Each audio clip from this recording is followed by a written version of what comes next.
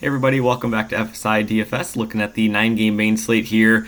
Cliff Notes version. Offenses are loaded. Pitching is really ugly. We got the rankings, the stacks. We'll pull all that up here with the sheet in a couple of minutes, but we'll start off as we always do, up at the top salary guys for pitcher. And you'll quickly see as we go throughout pitching.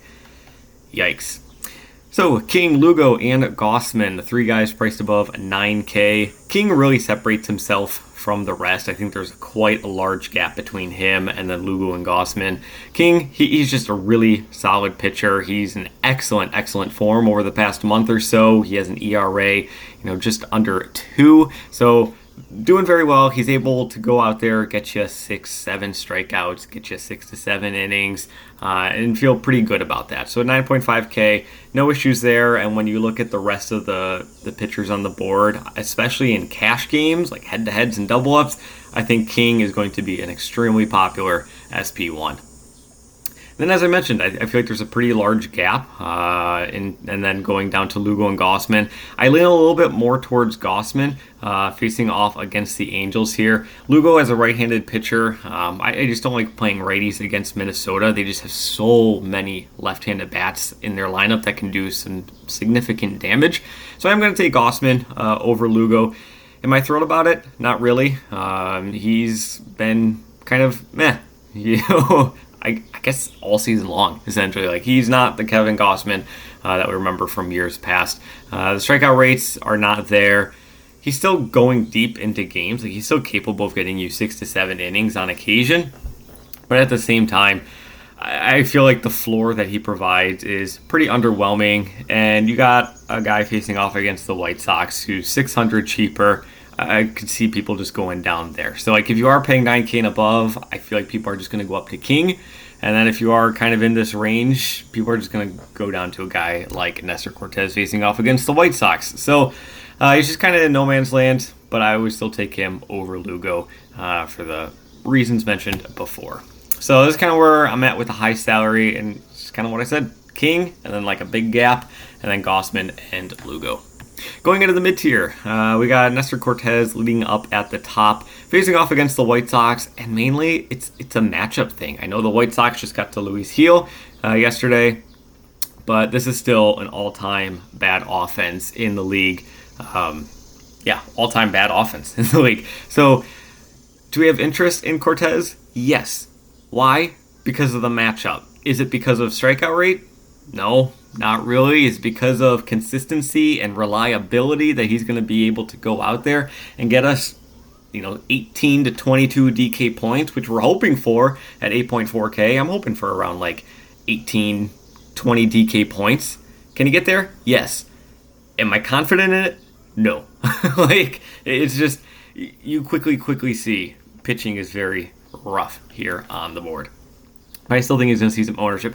If that is the case, like if he does start to become like, oh man, everybody seems to be talking about this guy. He's going to be super chalky because of the matchup. Just fade him.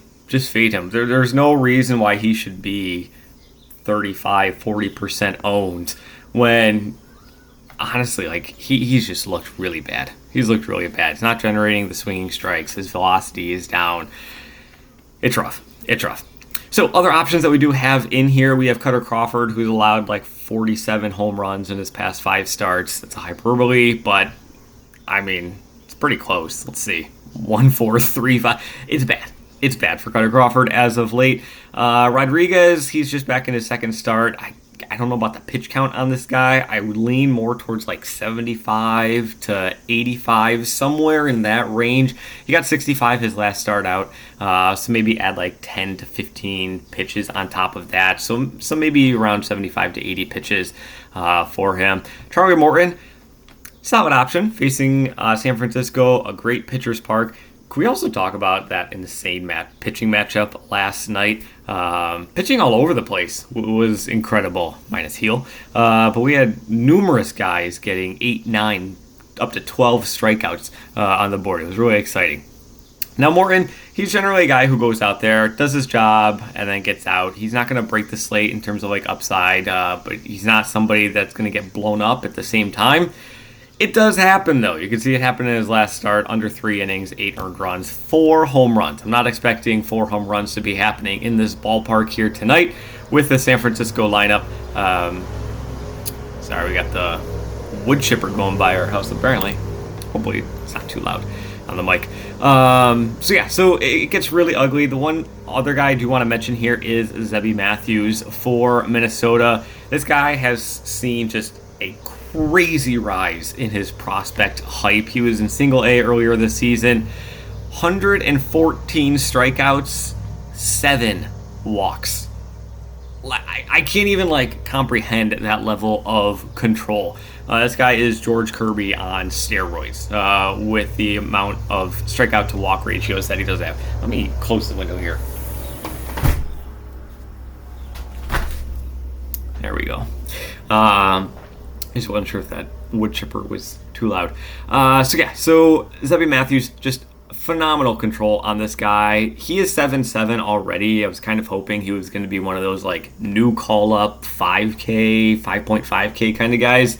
But regardless, facing off against Kansas City, not a super high strikeout team. They have some damage to them. But I still think that there's somebody that you can target, feel okay about.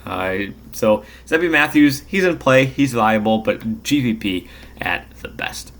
And then going into the cheap tier, it's going to be Blackburn and then a large gap and Harrison Ortiz. Blackburn on the Mets now. He's looked pretty good since his stint has started in New York. Everybody else, just lots of fades, lots of no interest. Gomber, I guess if you're making a whole bunch of lineups, you can have some interest in. He is a lefty. He's playing outside of Coors, so obviously bump to him there. And then Arizona, when we pull up Arizona, you can see I have on the sheet here, injuries, question mark. They've had a couple of guys get pulled out of games recently. Ketel Marte was the guy last night who got pulled out due to injury. Gurriel, he left, I think it was Sunday's game with a hamstring injury, so he was out of the lineup yesterday. But still, if we take out Marte, we take out Gurriel, obviously Walker and Moreno are out. Who are their top bats that are left? We got Carroll, Peterson, and Jake McCarthy, a bunch of left-handers. So facing off against lefty and Gomber, who's outside of Coors Field, I could understand a possibility of liking him or putting him into a 20 or 150 lineup build.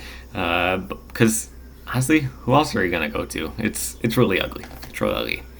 Which means we love the bats. I think there's going to be so many runs here scored tonight. New York, Boston, Arizona, Texas kind of leading the charge with all of that.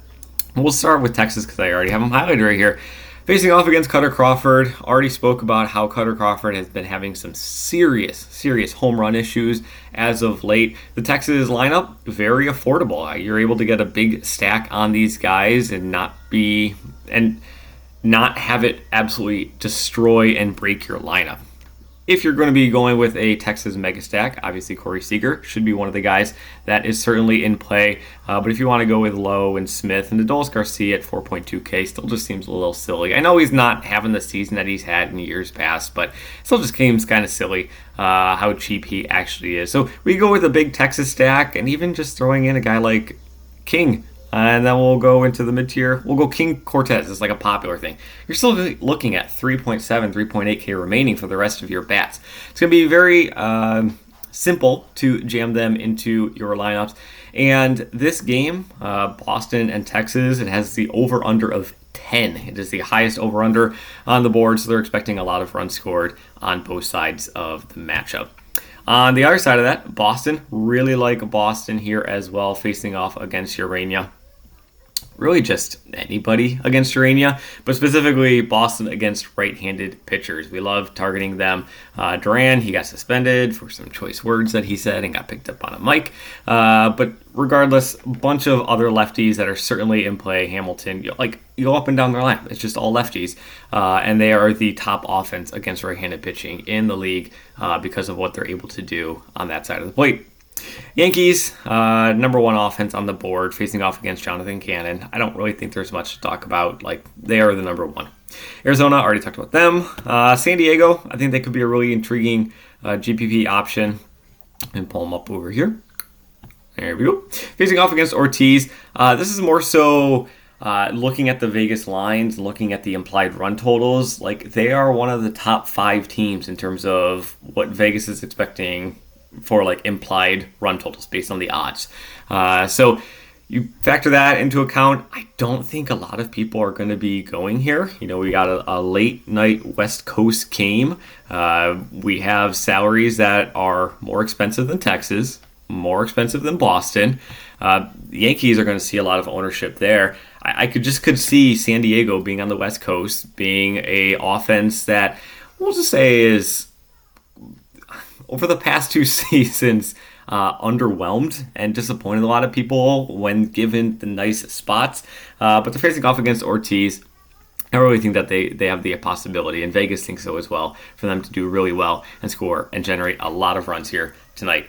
Dodgers, they got Mookie Betts back, so now they got Mookie Betts back. They got Freeman back after he was out for that week. And now when you add Betts and Freeman to Ohtani, that lineup just becomes insane once again. Betts, he didn't lose a step, hit a home run last night, stole a base. He was doing very well, very well. Then over to the cheap side, Minnesota, Milwaukee. Again with Minnesota, they're Boston light, in that they just have so many left-handed bats that can do damage against a right-handed pitcher. And I already don't have too much interest in Lugo, so I'm going to have a little bit more interest in Minnesota and the lefty bats that they can bring.